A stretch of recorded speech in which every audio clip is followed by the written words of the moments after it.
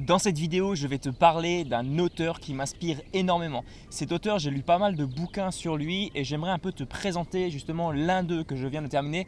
Alors pour être honnête avec toi, je n'ai pas lu le bouquin en entier, par contre j'en ai retiré un petit peu les grandes idées. C'est ces idées que je vais te partager tout simplement dans cette vidéo. Alors qui est cet auteur? C'est tout simplement Tony Robbins. Alors qui est Tony Robbins? C'est tout simplement un coach, auteur, conférencier en développement personnel. Ce gars, il est juste énorme, moi j'ai rien d'autre à dire parce qu'il a vraiment créé des choses incroyables dans sa vie. Franchement, si j'ai un auteur à te conseiller, quelqu'un dans le développement personnel avec une telle expertise, c'est vraiment lui parce que clairement, il a fait des miracles. Alors ce livre que j'ai lu, c'est tout simplement les 11 lois de la réussite. Donc qu'est-ce que je vais faire dans cette vidéo? Eh bien, je vais tout simplement te résumer ces 11 lois de la réussite, ces 11 lois sans lesquelles, eh bien, simplement Tony Robbins te dit que c'est impossible de réussir. Donc la première loi, c'est tout simplement que pour réussir, il faut savoir se tourner vers l'avenir.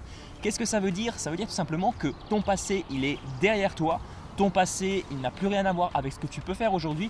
Ton passé, c'est du passé, c'est fini. Tu n'as plus rien à faire, tu ne peux plus le changer. Par contre, ce qui t'appartient, c'est tout simplement l'avenir. C'est ce que tu peux faire toi aujourd'hui pour que tes jours demain soient meilleurs, pour tout simplement ne pas répéter les erreurs de ton passé. Et le gros problème, je pense que tu l'as deviné, si tu es tout le temps en train de regarder sur ton passé, si tu es tout le temps en train de te dire « ouais, j'aurais pas dû faire cette erreur, j'aurais pas dû faire ci, j'aurais pas dû faire ça », eh bien malheureusement, qu'est-ce qui va se passer?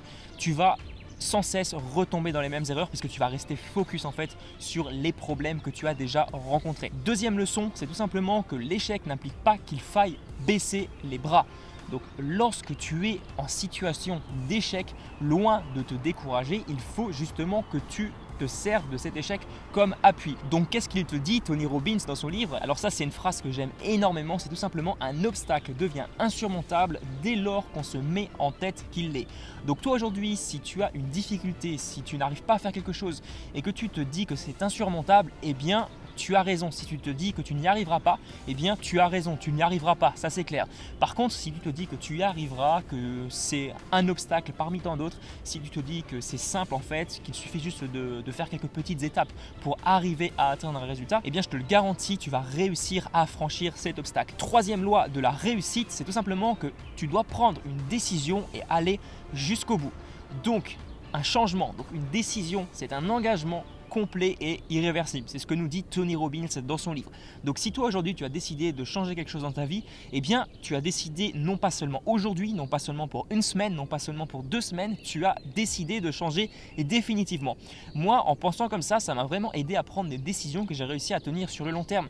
Parce que si au final tu prends juste une décision comme ça, mais que tu n'es vraiment pas engagé dans ta décision, tu ne décides pas tout simplement de rester focus sur cette décision, de vraiment tout faire pour atteindre ce que tu t'étais fixé comme décision, par exemple enlever une mauvaise habitude, eh bien malheureusement tu vas finir par retomber dans cette mauvaise habitude au bout de quelques mois parce que tu n'auras pas vraiment été engagé. Quatrième loi de la réussite, c'est prendre une décision importante que tu tiendras jusqu'au bout pour forger ton mental. Alors ça rejoint un petit peu l'idée d'avant, donc de prendre une décision, mais justement prends vraiment quelquefois des décisions qui font mal, des décisions qui sont difficiles à prendre.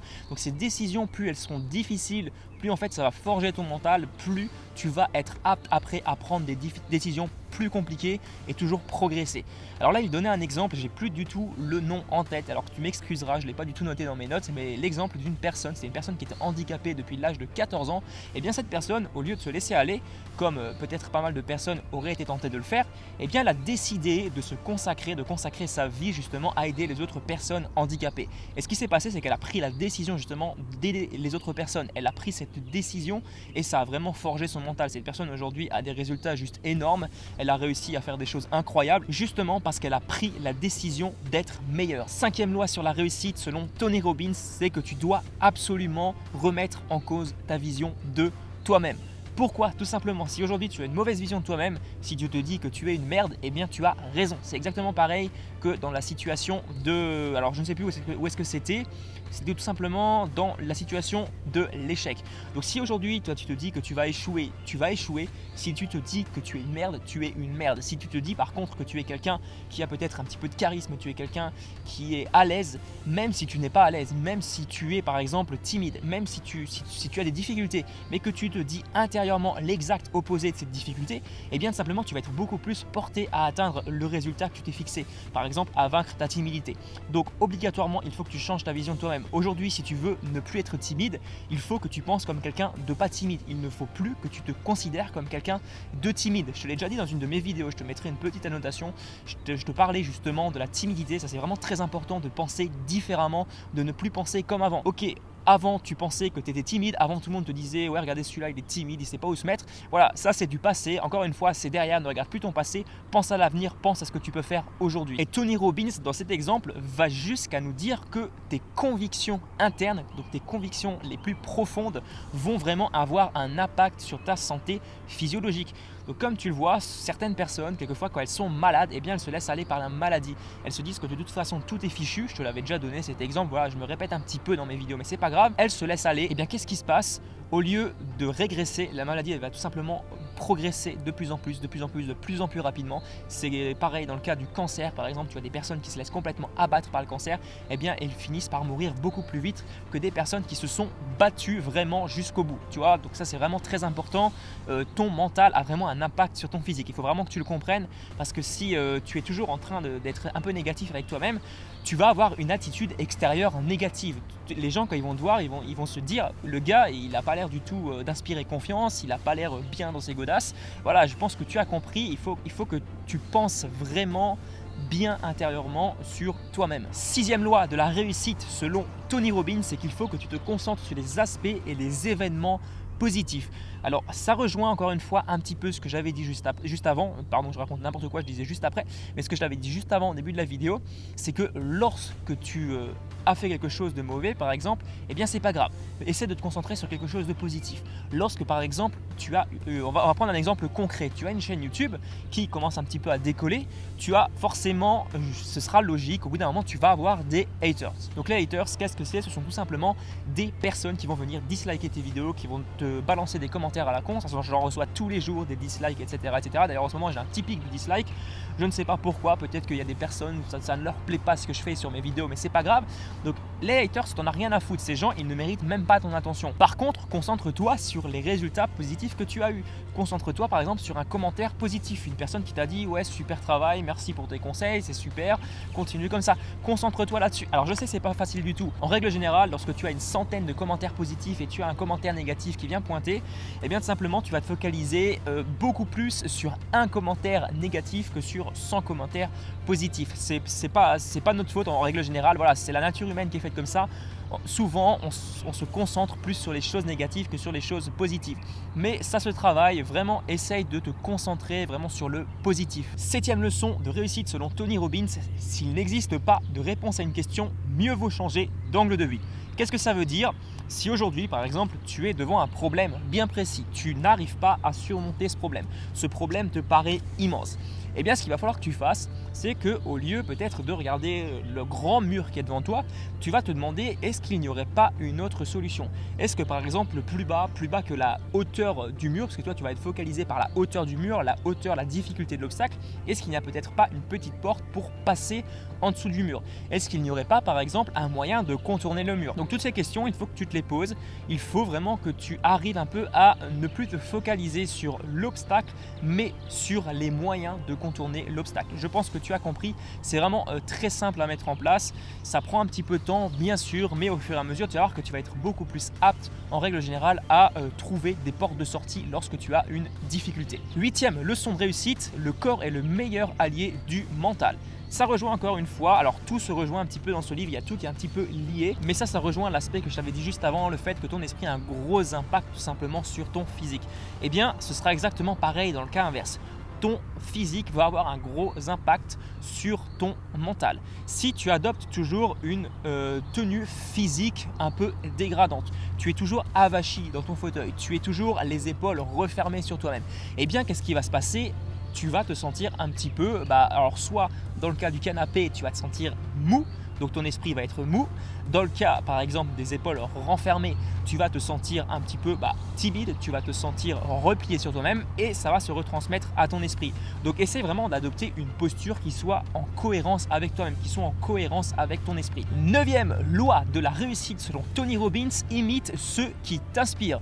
Alors là, tu vas prendre 2 ou 3 grandes personnes, par exemple de ta thématique, des personnes qui t'inspirent énormément, des personnes que tu suis tous les jours, que tu voudrais avoir juste à côté de toi, et tu vas venir imiter jusqu'à leur gestuelle, leur mimique, peut-être leur coupe de cheveux, leur habillement. Alors ça, c'est pas anodin du tout. Alors moi, je ne le fais pas trop en règle générale, voilà, parce que je préfère avoir mon style personnel. Mais ce qui peut être bien dans ce genre de situation, c'est que tu vas tout simplement t'identifier le mieux possible avec ces personnes.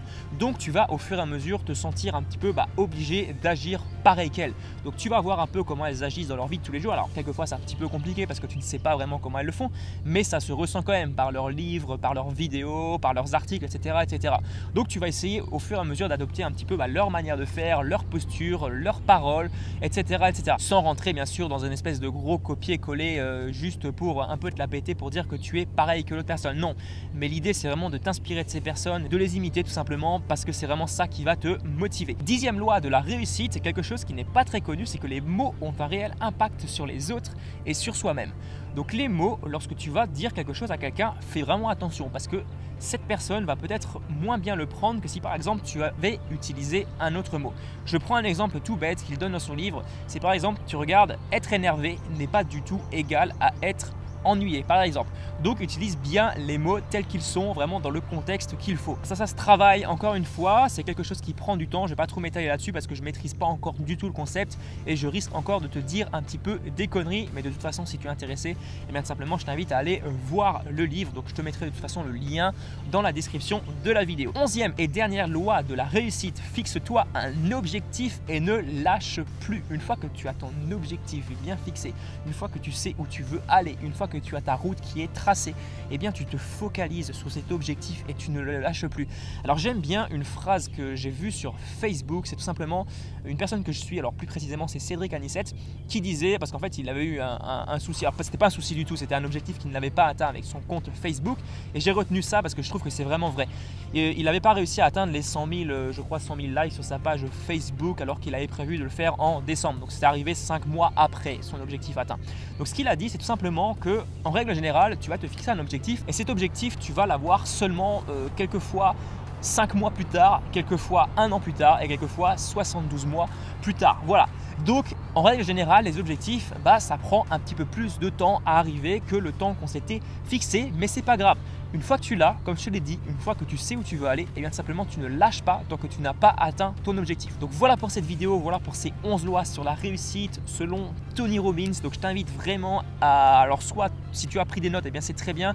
Alors essaye vraiment d'implémenter ça dans ta vie de tous les jours et tu verras vraiment tes résultats augmenter. Encore une fois, je te l'ai dit juste avant, donc je te mettrai le lien du livre dans la description. Donc il te suffit de cliquer sur le lien et tu seras redirigé vers le livre si ça t'intéresse. Moi je te conseille vraiment de lire ce bouquin parce qu'il est vraiment super intéressant, surtout pour le mindset. Parce que tu sois par exemple dans le dropshipping, que tu sois dans la création de contenu, que tu sois dans le web marketing en général, que tu sois dans X business, eh bien le mental a un énorme impact sur ta réussite. Et je peux te dire que le mental, à mon avis, si tu ne le travailles pas, tu es à 99% de chances de te foirer, tout simplement. Donc voilà, si tu as des questions, des suggestions de vidéos, n'hésite pas à me mettre tout ça dans les commentaires. N'hésite pas également à partager la vidéo sur le réseau social de ton choix, ça me ferait énormément plaisir. Lâche-moi un pouce bleu si la vidéo t'a plu. N'hésite pas à t'abonner à la chaîne si ce n'est pas encore fait. Et moi, je te dis à très bientôt pour une prochaine vidéo. Allez, ciao!